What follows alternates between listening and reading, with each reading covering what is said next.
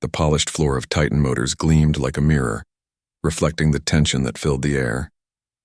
In the center of that grand showroom stood Maya Carter, a young mechanic whose grease-stained coverall seemed almost out of place among the tailored suits and designer watches.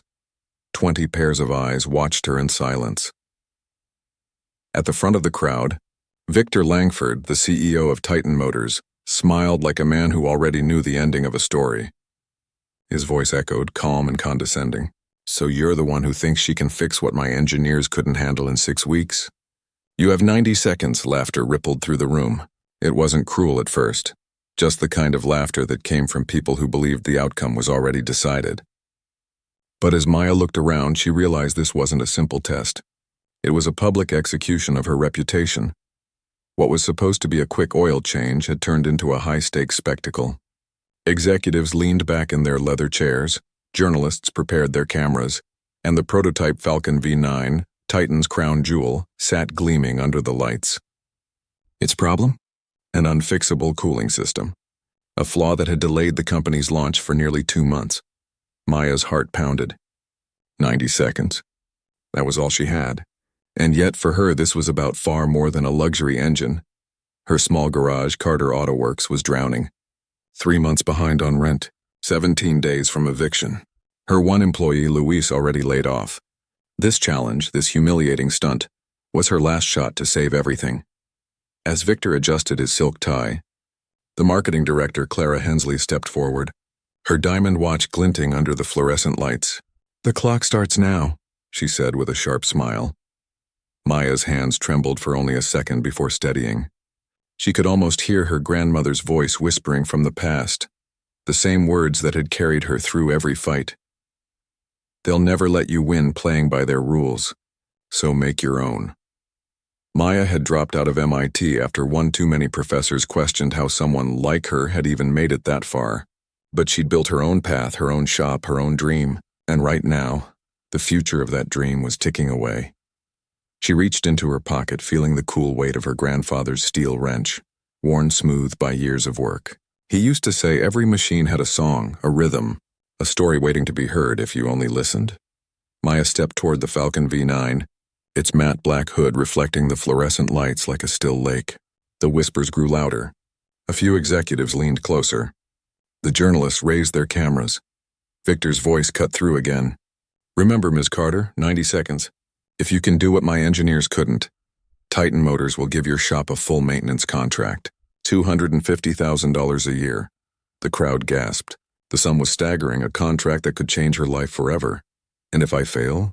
Maya asked quietly. Victor smiled. "Then you acknowledge, in front of everyone here, that there are problems only professionals can handle. And I'll be generous enough to cover your wasted time. $5,000. It wasn't generosity. It was mockery wrapped in silk." But Maya nodded. "Deal." 80 seconds, Clara announced, tapping her watch. Maya opened the Falcon's hood. Heat radiated from the engine. The smell of synthetic coolant thickened the air. Her mind sharpened. Every nerve became an instrument. Every sound, every vibration, every flicker of light meant something.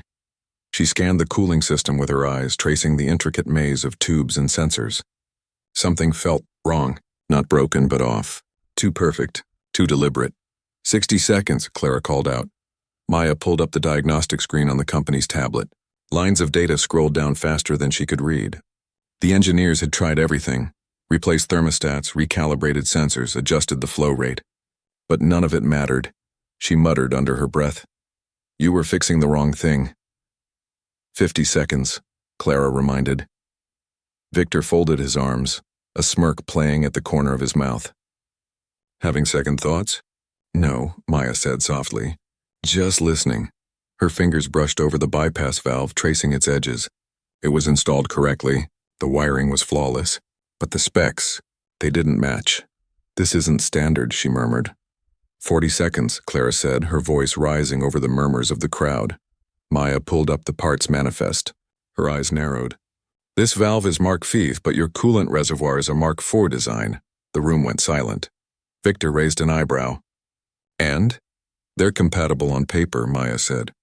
"But together, they create a pressure mismatch that wouldn't show up in standard testing. It's subtle but deadly. 30 seconds, Clara cut in, smirking. Maya ignored her. She reached for the coolant cap. Don't touch that, Victor snapped. That cap costs more than your entire workshop. Maya hesitated, then twisted it anyway. The threading was too clean. No microscopic wear, no residue from testing. This part is brand new, she said. Your records say it was replaced 3 weeks ago. Victor's face flickered, just for a moment, with something she couldn't name. 15 seconds, Clara said, her voice tight now. Maya scanned the coolant line again. Her fingertips paused on a small dent in the metal junction. Barely visible, but enough to make her heart skip.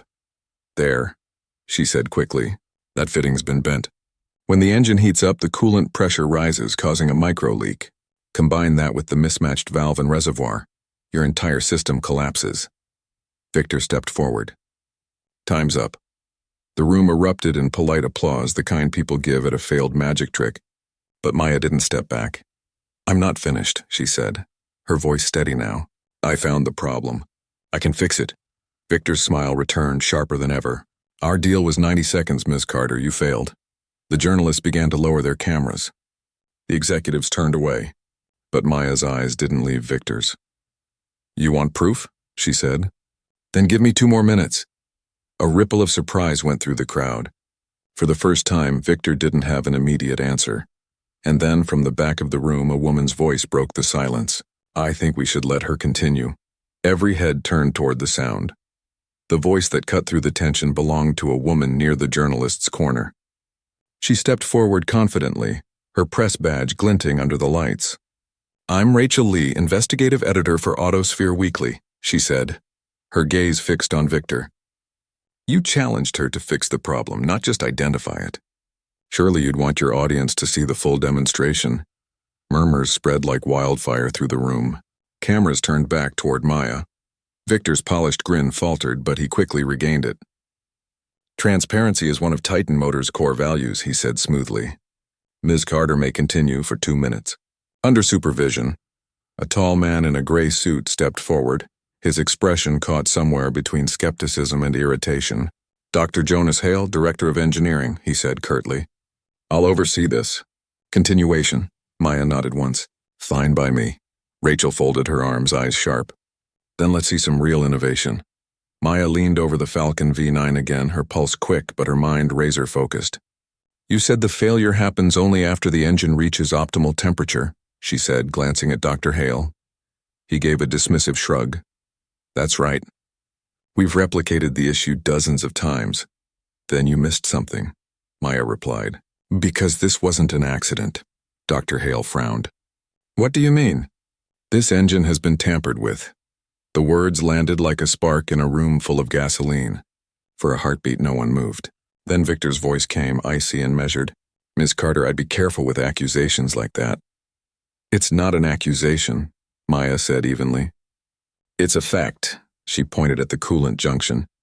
This deformation didn't happen naturally. Someone bent it just enough to create a failure once the pressure rose, subtle enough to fool diagnostics. And that's not all. She gestured to the control module. Your ECU's been opened and resealed. Look here. The casing alignment is off by a fraction. Dr. Hale stepped forward, inspecting the panel. His brow furrowed. She's right. This isn't standard. Victor's jaw tightened. We perform frequent software updates. Without documentation, Maya countered. That's not maintenance. That's cover-up. The room buzzed with quiet shock. Rachel lifted her phone slightly, already recording. Victor's tone sharpened. You're walking a dangerous line, Ms. Carter. Maya stood taller, her eyes unwavering. I'm not walking a line. I'm fixing a problem. Dr. Hale straightened, clearly unsettled. If she's right, there's a deeper issue here, he muttered, glancing at the crowd. Let's test her theory. Victor hesitated, then gave a tight nod. Proceed. Maya reached for her grandfather's wrench, feeling its familiar balance in her hand. The steel caught the light, solid, simple, honest. I'll need the ECU access code, she said. Dr. Hale looked at Victor, who finally said, Beta Delta 940. Maya began working, each motion precise.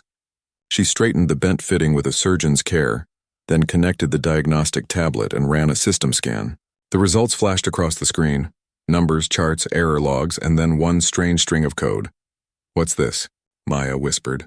She expanded the data block and the color drained from Dr. Hale's face.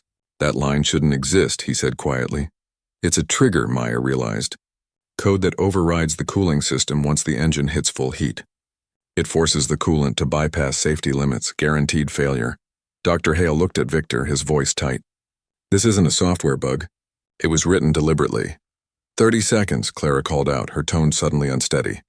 Reset the ECU, Maya ordered. Factory settings.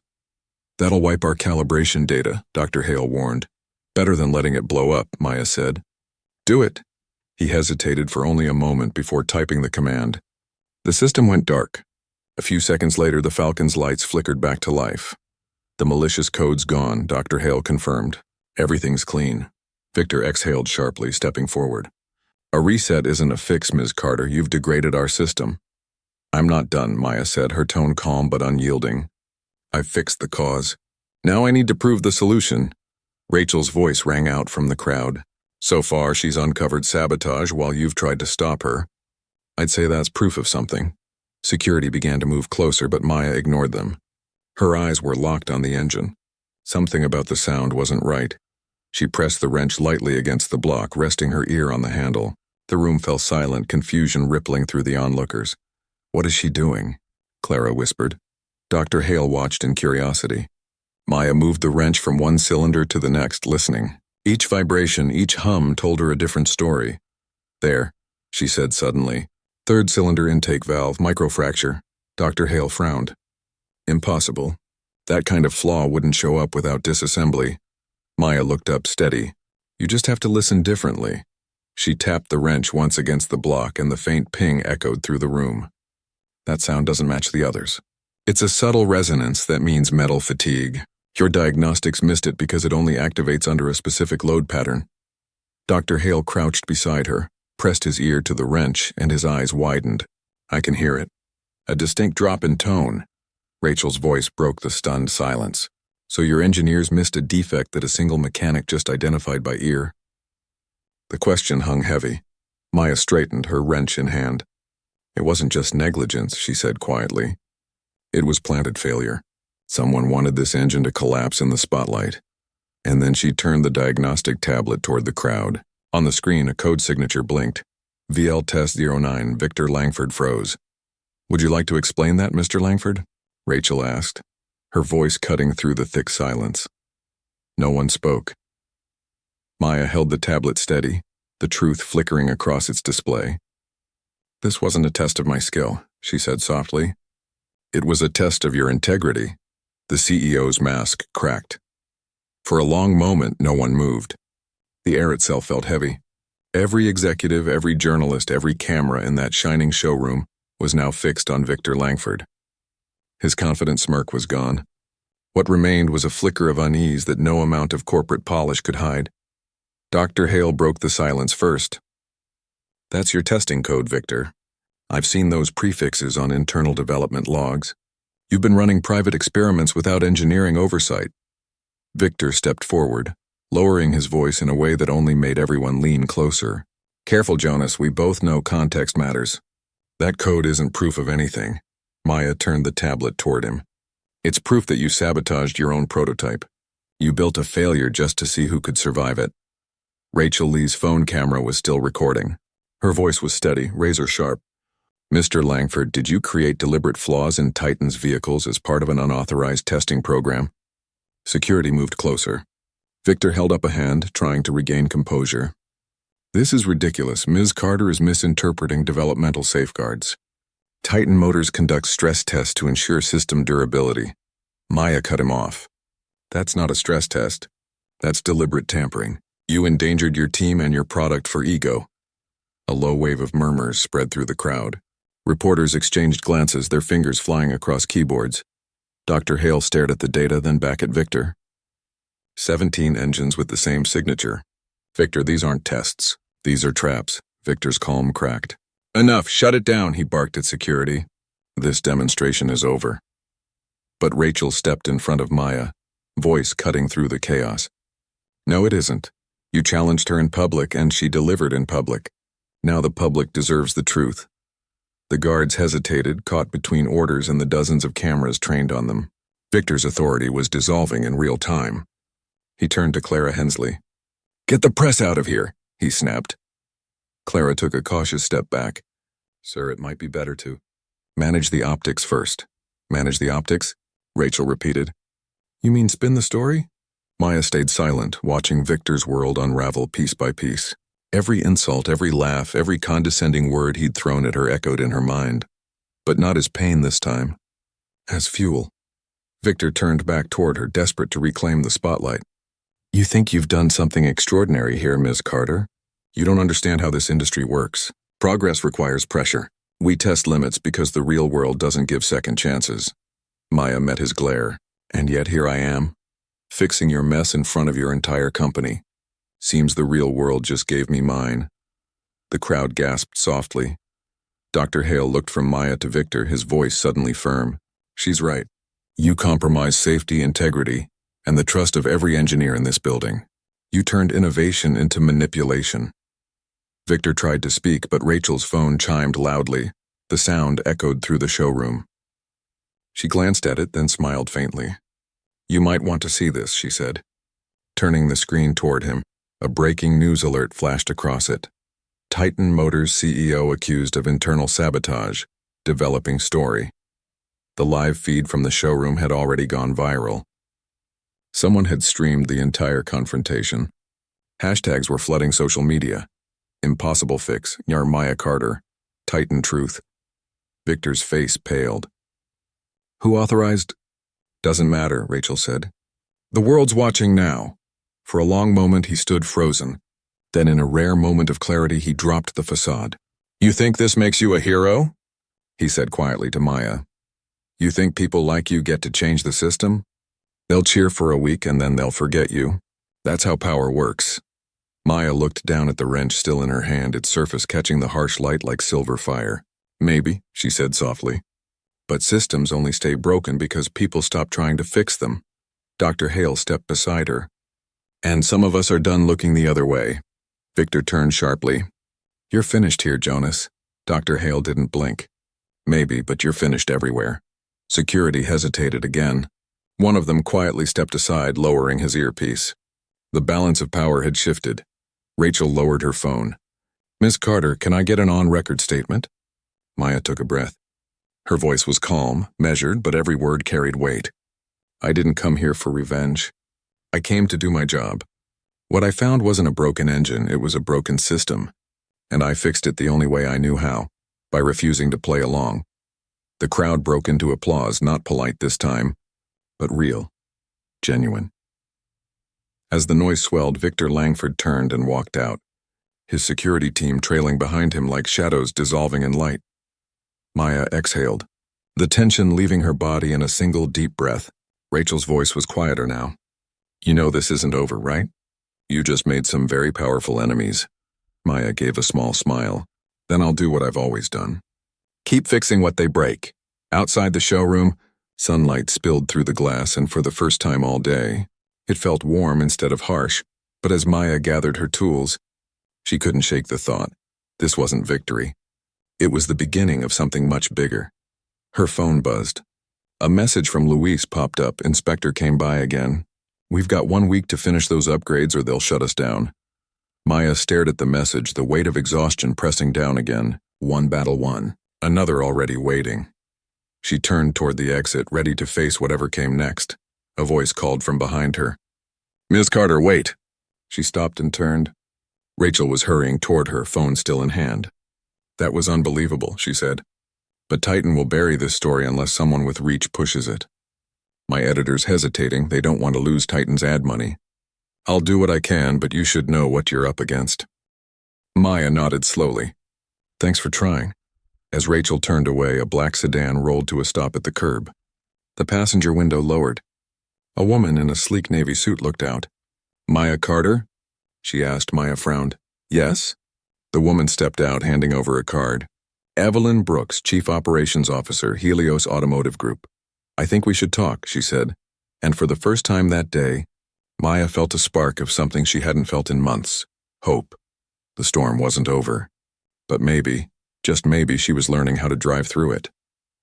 Evelyn Brooks stood calmly beside her sedan, her presence commanding but not loud.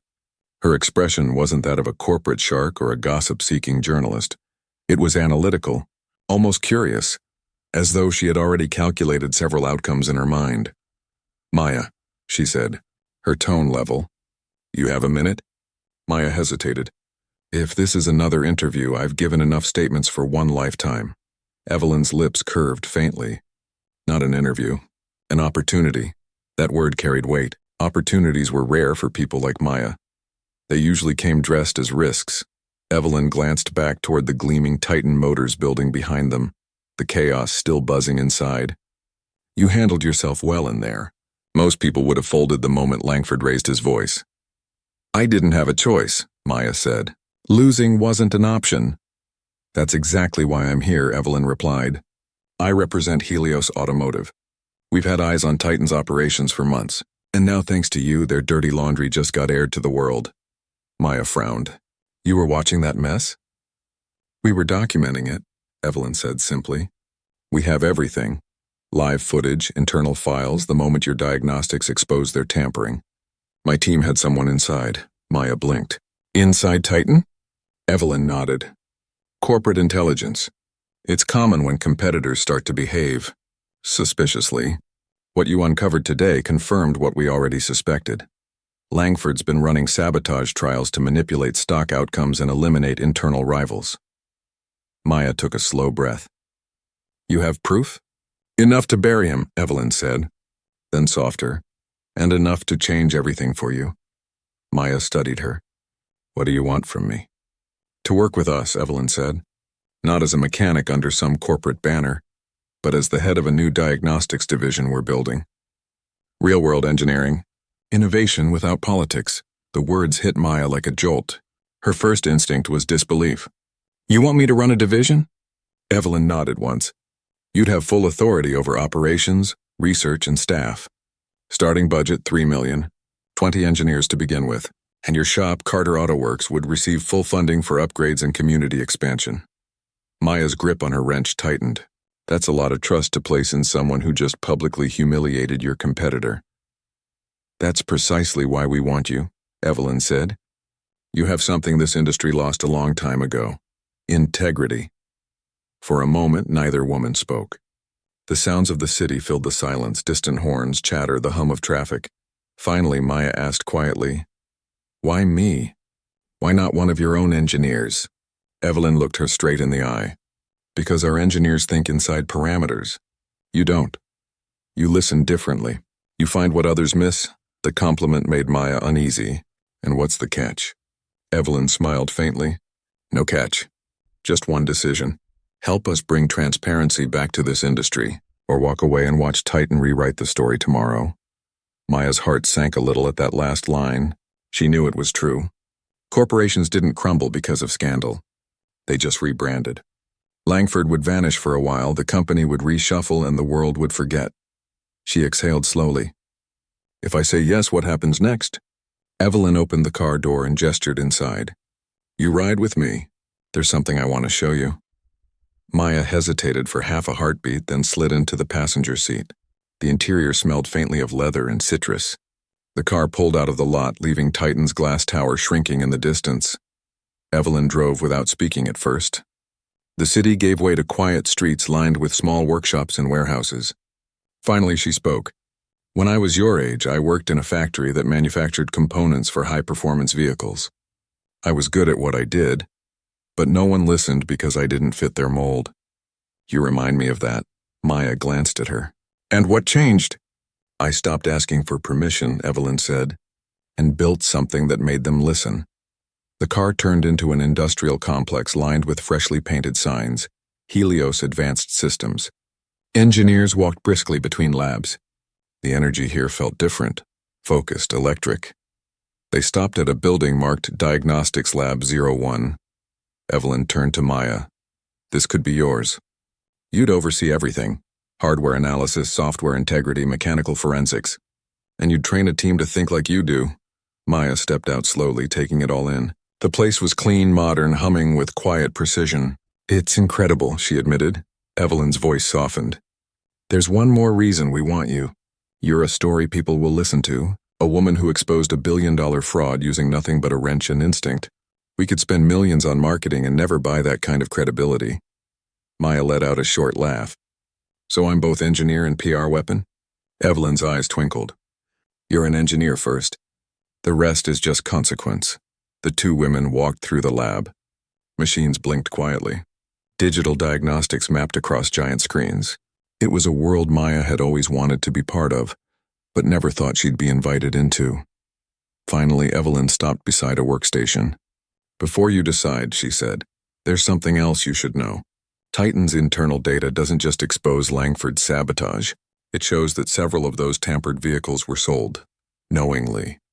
That's criminal negligence. We're filing a report to the National Highway Safety Board tomorrow. We want you listed as our technical witness. Maya's pulse quickened. That could destroy Titan completely. Evelyn nodded. And rebuild the industry standard around accountability. You'd be part of that. Maya leaned against the metal railing, silent for a long time. The offer was beyond anything she'd imagined. Security, recognition, and the power to make a difference. But it came with a price. Leaving Carter Auto Works meant abandoning the dream she and her grandfather had built brick by brick. Evelyn seemed to sense her hesitation. I know what you're thinking, she said gently. But we can do both. Helios has a community initiative. We partner with independent workshops to provide subsidized repairs for essential workers. We want a flagship in Southside. You own it, you run it, and we fund it. Maya's throat tightened. You'd invest in Carter Auto Works? Completely, Evelyn said. Staff, upgrades, training. You'd split your time between this division and your shop. Maya's eyes stung unexpectedly.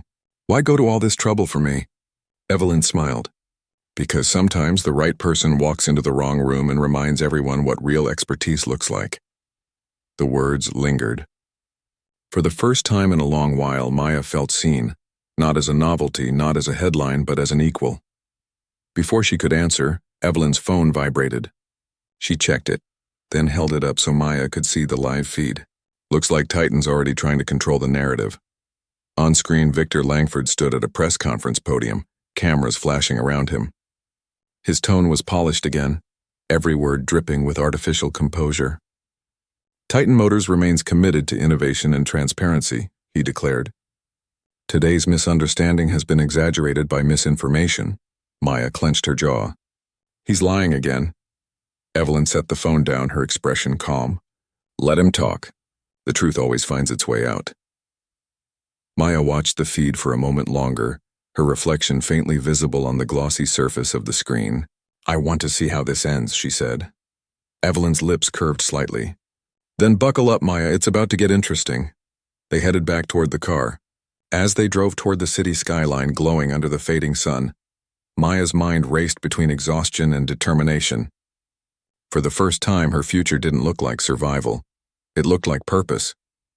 And somewhere deep inside, she knew this wasn't just about fixing engines anymore. It was about fixing an industry that had forgotten how to listen. The city lights flickered against the windshield as they drove. Evening had draped itself across the skyline, painting everything in shades of steel and amber. The roads glowed with the pulse of headlights, but inside the car it was quiet. The kind of silence that only comes when two people are both thinking about the same storm from different angles. Maya kept her gaze on the passing streets, the world outside a blur of color and motion. You said the truth always finds its way out, she said finally. You really believe that? Evelyn nodded. It doesn't always happen fast, but lies crumble eventually, especially when someone's brave enough to push. Maya gave a soft, tired laugh. I didn't feel brave. I just didn't want to lose everything I worked for. Evelyn's tone softened. That's where real bravery hides. In the things we protect quietly when nobody's watching. They reached an overpass overlooking the Titan Motors headquarters. Dozens of camera lights still flashed outside its glass entrance, and reporters swarmed like fireflies. Evelyn parked the car on the shoulder, pulling out her tablet. Watch closely, she said. On the screen, the live feed showed Victor Langford's press conference in full swing. Rows of reporters leaned forward as he spoke smoothly into the microphone. Despite some misunderstandings earlier today, I assure you, Titan's operations remain uncompromised. Our engineers had already identified the technical discrepancies before any external involvement. We're grateful for the enthusiasm shown by local mechanics who support innovation. Maya's stomach twisted. He's rewriting the story in real time. He's trying to, Evelyn replied, swiping across her tablet. But you're not the only one who recorded what happened. At that exact moment, the feed on the screen began to glitch. The microphones on stage squealed briefly, and Victor froze mid-sentence. The screens behind him, meant to display the Titan Motors logo, suddenly changed. Lines of code appeared. Then a file name, Langford Test 09 internal log. The crowd murmured. Cameras zoomed in. Reporters began shouting questions. Victor turned sharply toward his PR manager, panic flashing across his face. "What is this?" he hissed. But the mics caught it.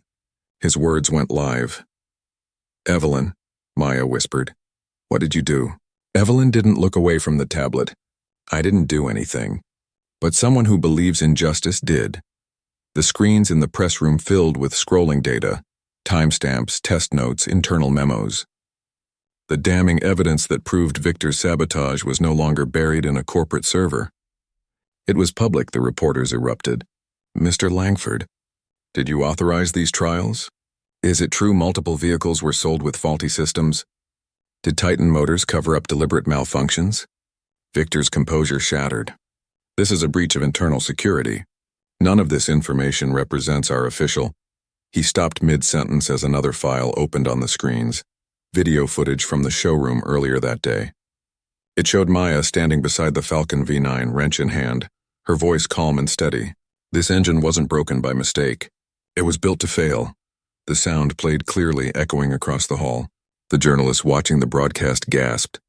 Some stood up, shouting into their microphones, their live segments now spreading worldwide. Evelyn glanced at Maya, a faint smile touching her lips. "There's your truth." Maya's heart pounded. She could almost feel the wave of reaction unfolding across the internet. The disbelief, the outrage, the vindication.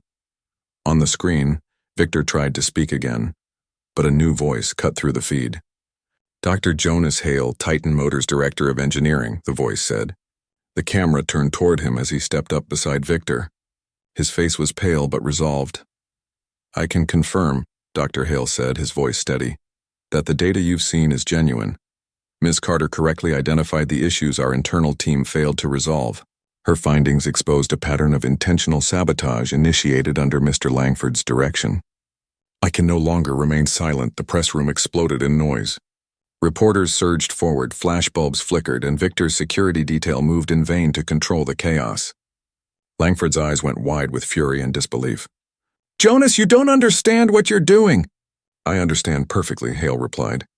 "I'm choosing integrity over fear." The live feed cut abruptly, replaced by a news banner. "Titan Motors under federal investigation." Evelyn leaned back in her seat. "And just like that," she said quietly, "the machine begins to collapse." Maya stared at the tablet. "I never thought I'd actually see someone like him fall." Evelyn closed the screen. "Men like him always fall.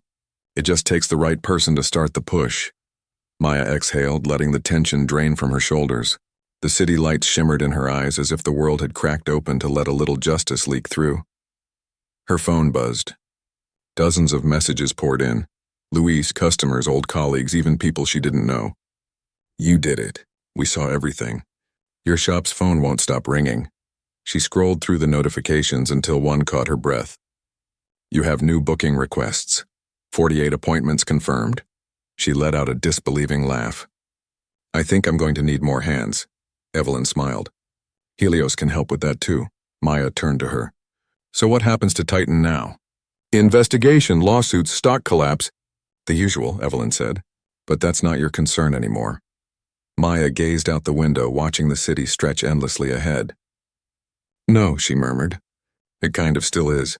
Because this industry doesn't just need a new leader. It needs a new conscience." Evelyn tilted her head. "Then build it. Use our resources. Write your own rules this time." Maya looked down at her grandfather's wrench resting on her lap. It was warm now, familiar. The tool that had once been just metal had become a promise. She nodded slowly. "I'll do it. But I don't just want a lab or a title. I want a training program for kids who never got a fair shot, for mechanics who got dismissed like I was, a place where they can learn to listen differently." Evelyn's smile deepened. I think that's the best proposal I've heard in years. They sat in silence for a while, watching the city pulse with movement and life. Then Evelyn started the car again. Let's go build something worth believing in. As the engine hummed, Maya leaned her head against the seat. The exhaustion was still there, but beneath it, something brighter had begun to flicker. Possibility.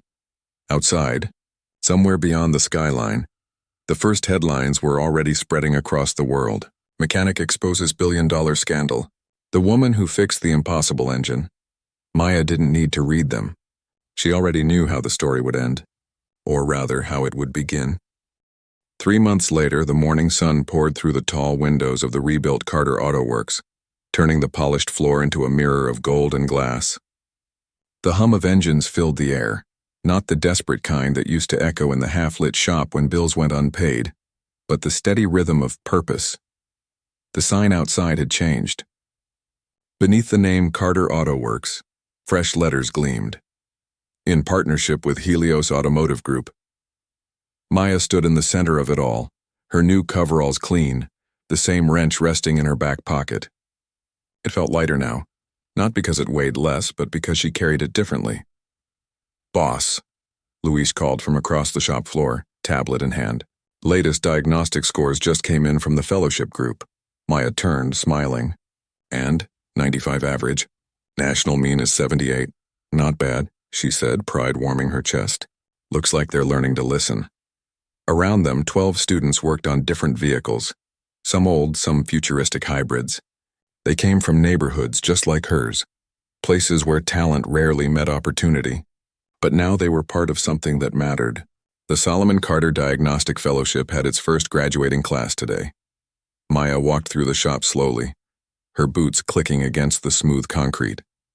Where once there had been flickering lights and broken tools, there were now workstations gleaming with precision instruments, AI-assisted monitors, and walls lined with photographs of every graduate who had passed through their doors.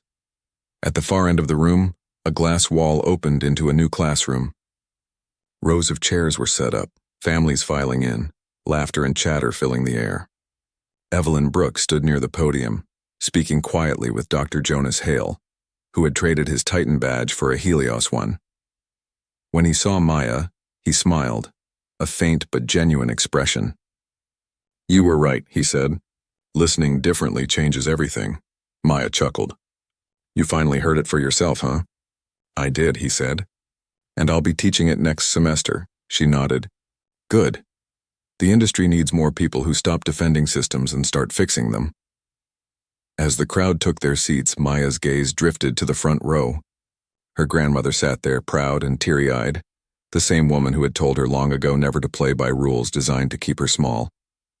Beside her, an empty chair bore a nameplate that read Solomon Carter. Her grandfather's wrench was resting on it. Maya took the stage and paused. The sound of people quieting filled the room. Her voice, when she began to speak, was calm and sure. 3 months ago, I stood in a room full of people who thought I didn't belong there. They told me the problem in front of me was impossible to fix. That word, impossible, wasn't about the machine. It was about me, about what they believed someone like me could or couldn't do. She let the words breathe. Faces leaned forward. "But here's what I learned. Impossible isn't a wall, it's a whisper. It's the sound of fear trying to keep innovation quiet. Every one of you in this room has heard it before. Some of you are still hearing it now, and I'm here to tell you it lies." Her voice grew stronger. "Machines don't care about status. Engines don't recognize privilege. They speak the same language to anyone willing to listen, and if you listen long enough, you'll realize the same rule applies to people. We just have to stop talking over the truth." She took the wrench from the chair, holding it up. Its cool metal shimmered under the lights. "This belonged to my grandfather. He taught me that tools don't fix problems, people do. Tools are just the way we translate care into action." A quiet murmur spread through the audience. Cameras flashed, but Maya didn't notice them. Her focus was on the faces before her, the students, the families, the mechanics who had once been dismissed by everyone who claimed to know better. "Today isn't the end of your training," she continued softly. "It's the start of what happens when you trust what you know, even when no one else does. Because sometimes the most powerful thing you can do is stand in a room full of people waiting for you to fail, and let them watch you succeed instead." Applause rose, warm and unstoppable. Evelyn smiled from the sidelines. Dr. Hale wiped his glasses discreetly. Maya felt the weight of her grandfather's wrench in her hand and tapped it lightly against the podium. A familiar ping rang through the air, clear and resonant. That sound carried her back to every sleepless night, every dismissed idea, every challenge that tried to convince her she wasn't enough. Now it sounded like triumph. As the applause faded, the large garage door behind her rolled open. Parked outside, gleaming under the afternoon sun, was the same Falcon V9, the so-called impossible engine. It had been fully restored and donated by Helios as a teaching model. Dr. Hale gestured to it with a proud smile. "We thought it belonged here," he said, "where the real innovation lives." Laughter and cheers filled the room. Maya nodded, her eyes bright. "Perfect timing," she said.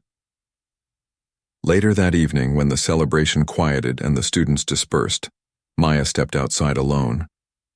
The sky burned orange and pink as the sun set behind the city. The air smelled faintly of oil and spring rain. Her phone buzzed in her pocket. A number she didn't recognize. The message read, "Ms. Carter, this is Victor Langford. My personal vehicle is in need of service. Would your shop take the job?" For a second, she just stared at it. Then she laughed, a deep, genuine laugh that echoed through the quiet street. She typed back a simple reply. "Carter Auto Works accepts everyone. Our rates are listed online." She slipped the phone away, looking at the sky as the first stars appeared. "We did it, Grandpa," she whispered. "We really did." From the open bay doors behind her came the hum of engines and the voices of her students, laughing, learning, building. The rhythm of a place reborn. Maya took a long breath and turned back toward the light, her wrench glinting in her hand. The impossible engine had been fixed, but in the process, something far greater had been repaired. The belief that truth, skill, and courage could still rewrite the rules. And this time, she wasn't fixing alone.